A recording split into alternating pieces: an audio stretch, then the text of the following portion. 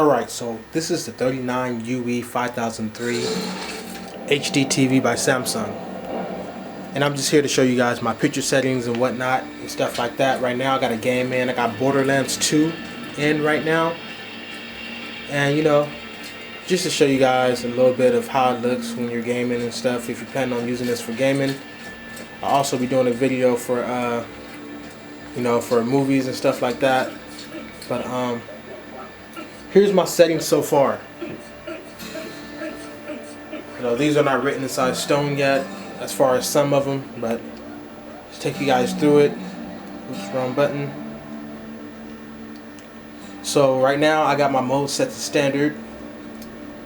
First and foremost, you want to set your, if you're going to be gaming on it and stuff like that, you want to go to setup and set it to game mode first before you adjust any settings. After that, then you go back up and make sure the picture mode is set to standard. I already have the 22-inch version of this TV, so I mean, I had that TV for like a year and a half, so I already know all these settings or whatever. Go down to backlit. I got it all the way up to the max, up to 20. All because the way I adjust my TV, it kind of takes the black levels down a little bit, you know, when I adjust my TV. So I put the black levels or backlit light all the way up. Contrast at 75. I keep it between 75 and 70. Brightness, I always go to 45, 5 notches down from 50. Some TVs need, you know, 10 notches down. Sharpness, for now I got it at 60. Some games will look better with the sharpness all the way to like 80 or something like that. But inside this game you get too many edges and stuff. And when I first had an HDTV, I used to like my sharpness all the way up to like 95 or something. And it used to look good to me because I was so used to a standard definition TV that looked so blurry. So when I had all these little sharp edges and sharpness going on, it actually looked good to me. But after a while you realize that that's actually not all that good. So as far as gaming wise, I keep it between 75 and 65. So right now I'm set 65. Color, you know, it's kind of hard to mess around with, especially when it comes to gaming. Of course, if you're watching movies, you want to keep your color around like 50 or 55 if you really want that cinematic look, or even 5 notches lower than 50, so it can, you know, you don't want to have all that color inside your movies and stuff like that. But for gaming, I keep it around 70 or 65. I'm going to go to 65. You know, this in particular TV, this in particular series, the 5003 series, it takes a little while to get used to, and it takes a little while for the screen to get, you know, pretty much worked in. It takes about a week and the screen start looking amazing with super dark blacks and all that. Speaking of super dark blacks, we're going to go ahead and go into advanced settings, which is my favorite thing about this TV, or about this series as a whole. Color spacing, I keep at auto. I don't mess with native. That adds too much color into the scene. Now you can set it to native, but cut the overall color down about 5 notches or whatever, but I keep it at auto. White balance, I don't touch that unless I got a calibration tool. Gamma, keep at 0. You know, this is pretty much to adjust the overall brightness of the entire, you know, all the settings you done did. Dynamic contrast, I leave it at medium. Sometimes I put it at low. You know, off, you really want to have it on low or medium. When you got it off, your picture is kind of more blurry. I mean, not kind of blurry, but kind of more like washed out a little bit, like kind of like, it's not like those vibrant deep blacks and colors and stuff.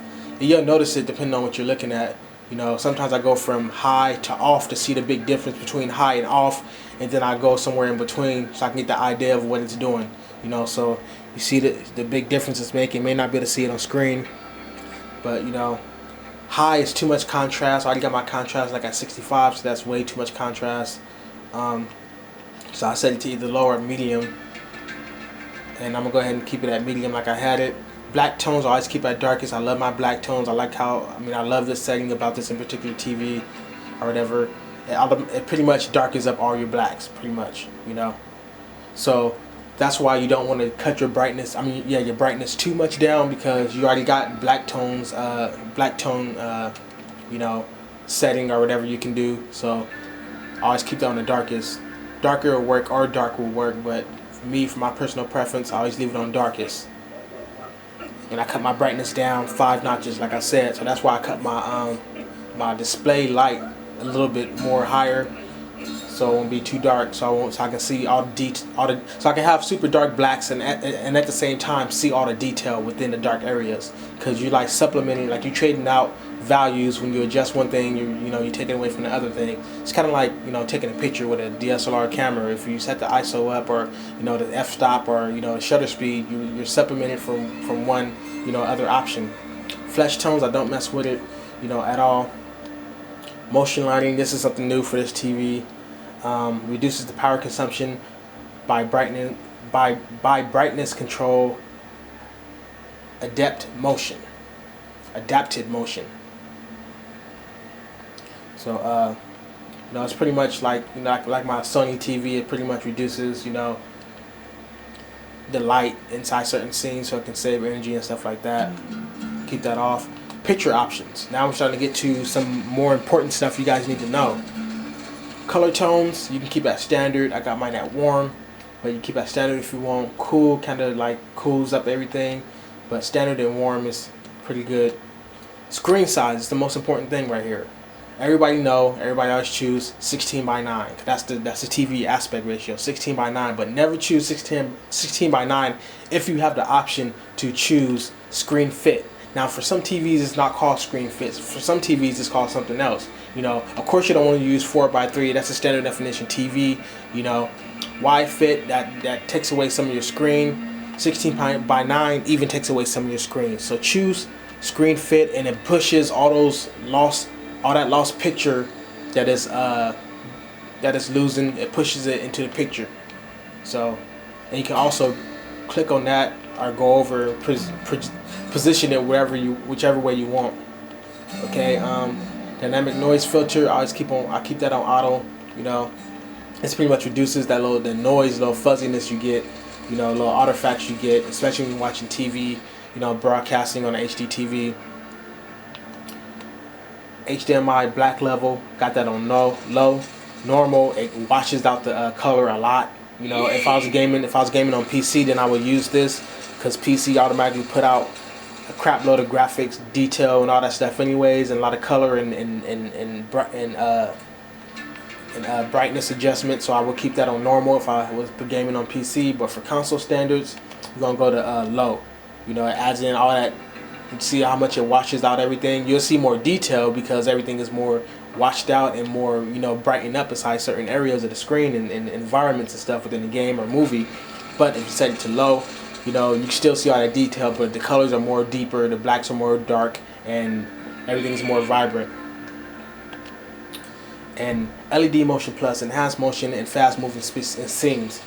Set that on, it actually darkens up the scene a little bit more, because basically what it's doing is it gotta use some of that power, some of that juice to make everything move more smoother inside fast moving scenes and stuff like that.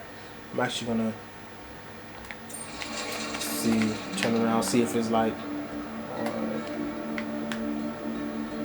not that big of a difference, kinda. But I like to keep that off. That'd be too much. That'd be too dark. And picture reset, you already know what that is. Ain't no point in you going to that.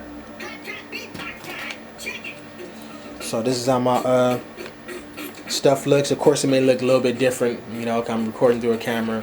So it may not look exactly what I'm looking at. But if you just got this TV Black Friday, good luck with your TV and stuff like that.